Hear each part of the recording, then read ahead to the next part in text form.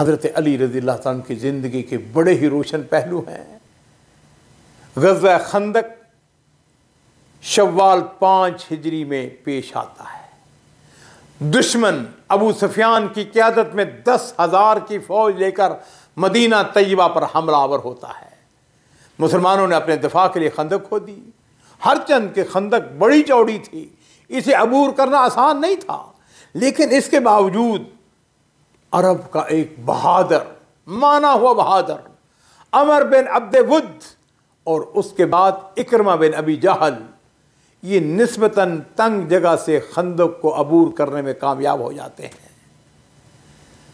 अमर बिन अब्द वुद, उसने खंदक अबूर करके मुसलमानों को ललकारा। उसने कहा, कौन है जो मेरा मुकाबला करे? ऐन जन्नतकुम अल्लती तज़उमून अन्नहु मन कुतिला मिनकुम दखलहा। उसने इस्तिज़ा के साथ कहा, कहने लगा, अरे वो तुम्हारी जन्नत कहाँ है जिसके बारे में तुम्हारा दावा है कि तुम में जो कत्ल हो जाएगा वो उसमें दाखिल होगा। मेरे मुकाबले में कोई शख्स बजवाते क्यों नहीं? अजीज़ो, ये वो वक्त है जब सैयदना अली इब्न अबी तालिब खड़े होते हैं, अर्ज करते हैं, अल्लाह के रसूल मुझको इजाज़त दीजिए, मैं इसका मुकाबला करता हूँ। आपने इरशाद फरमाया, अली बैठ जाओ। अमर बिन अब्द वुद फिर मुसलमानों को ललकारता है, फिर दावत मुबारज़त देता है। सैयदना अली फिर खड़े हो गए, इजाज़त तलब की। तो नबी अलैहिस्सलातु वस्सलाम ने फरमाया, इन्नहु अम्र। तो हज़रत अली रज़ियल्लाहु तआला अन्हु पूरे अज़म के साथ जवाब अर्ज करते हैं, वह इन कान अमर, अल्लाह के रसूल भले से अमर ही क्यों ना हो। और नबी करीम सल्लल्लाहु अलैहि वसल्लम अली को इजाज़त देते हैं, अली जाओ, फिर मैं तुमको दुआएं देते हुए रुखसत कर रहा हूँ, जाओ मैदान कारज़ार के अंदर उतर जाओ। मैदान में पहुंचे, सामने अमर बिन अब्द वुद। उसने पूछा, मन अंत? जवाब में कहते हैं, अली इब्न अबी तालिब। अमर बोला, यब्न अखी, अरे तुम मेरे भतीजे हो, तुम्हारे चाचाओं में तुमसे उम्र में कहीं बड़े लोग मौजूद हैं। अली, मैं तुम्हें कत्ल नहीं करना चाहता। लेकिन हज़रत अली रज़ियल्लाहु ताला अन्हु ने उसे चैलेंज देते हुए फरमाया, तुम तो मुझे कत्ल नहीं करना चाहते, लेकिन मैं तुम्हें कत्ल करना पसंद करता हूं। अमर ये सुनकर सख्त गुस्से में आ गया। उसके वहमा गुमान में भी नहीं था कि कोई इसे लड़ाई के चैलेंज दे सकता है। वो तैश में आकर घोड़े से कूदा, उसकी कूंचें काटी, उसके चेहरे पर मारा, थप्पड़ मारा। घोड़े को हटाने के बाद हज़रत अली रज़ियल्लाहु ताला के सामने आ गया, इसमें कोई शुबा नहीं है। बड़ा बहादुर था, बड़ा शाहदोर था, लेकिन इधर भी अली थे। दोनों में ज़बरदस्त टक्कर हुई, दोनों ने एक दूसरे पर बढ़ चढ़कर वार किए और फिर देखने वालों ने देखा हज़रत अली रज़ियल्लाहु ताला अन्हु का पल्ला भारी हो गया। नबी अलैहिस्सलातु वस्सलाम हज़रत अली रज़ियल्लाहु ताला अन्हु की फतह और नुसरत की दुआएं मांग रहे थे। मुसलमान इस मंजर को देख रहे हैं जब हज़रत अली रज़ियल्लाहु ताला अन्हु अमर बिन अब्द वुद को कत्ल करते हैं, तो मुसलमानों ने खुशी से नारा तकबीर बुलंद किया। गर्द छटी तो अरब का माना हुआ बहादुर सैयदना अली रज़ियल्लाहु ताला के हाथों ज़बह हो चुका था। खंदक पार करके आने वाले मुशरिक भाग जाते हैं।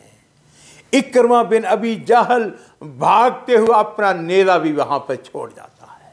नाज़रीन किराम, यहूदी मदीना तैयबा से निकलकर शमाल की जानब खैबर की बस्ती में आ बसते हैं। यहाँ पर इन्होंने किले बना लिए, साजिशों का मैदान गर्म कर लिया और हर वक्त मुसलमानों के ख़िलाफ़ साजिशें करते रहते थे। 7 हिजरी में अल्लाह के रसूल सल्लल्लाहु अलैहि वसल्लम ने 1400 सहाबा इकराम के साथ खैबर का रुख फरमाया। और मेरे माँ बाप कुर्बान हो, नबी करीम सल्लल्लाहु अलैहि वसल्लम ने अरशाद फरमाया कि कल मैं झंडा एक ऐसे आदमी को दूंगा जो अल्लाह और उसके रसूल के साथ मोहब्बत करता है। और सिर्फ यही नहीं कि वो अल्लाह और उसके रसूल के साथ मोहब्बत करता है, बल्कि अल्लाह और उसके रसूल भी उसके साथ मोहब्बत करते हैं। हर सहाबी की यह तमन्ना कि झंडा उसे अता हो, इसलिए कि यह इतना बड़ा एजाज़ है कि नबी अलैहिस्सलाम फरमा रहे हैं कि अल्लाह और उसके रसूल उसके साथ मोहब्बत करते हैं। सुबह हुई तो नबी करीम सल्लल्लाहु अलैहि वसल्लम ने फरमाया, ऐना अली इब्न अबी तालिब, अली इब्न अबी तालिब कहाँ है? सहाबा किराम अर्ज़ करते हैं, अल्लाह के रसूल उनकी तो आँख में तकलीफ़ है, अरशाद फरमाया उनको बुला के ला जाए। सैयदना अली आते हैं तो नबी करीम सल्लल्लाहु अलैहि वसल्लम ने उनकी आँखों में अपना लुआब दहन लगाया, उनके लिए दुआ फरमाई।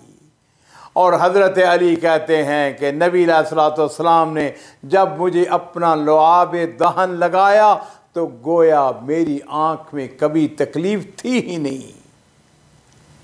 झंडा उनको हाथ में दिया जाता है और नबी अलैहिस्सलाम उनसे फरमा रहे हैं, अली इत्मीनान से जाओ, उनके मैदान में उतरो और फिर उनको इस्लाम की दावत दो।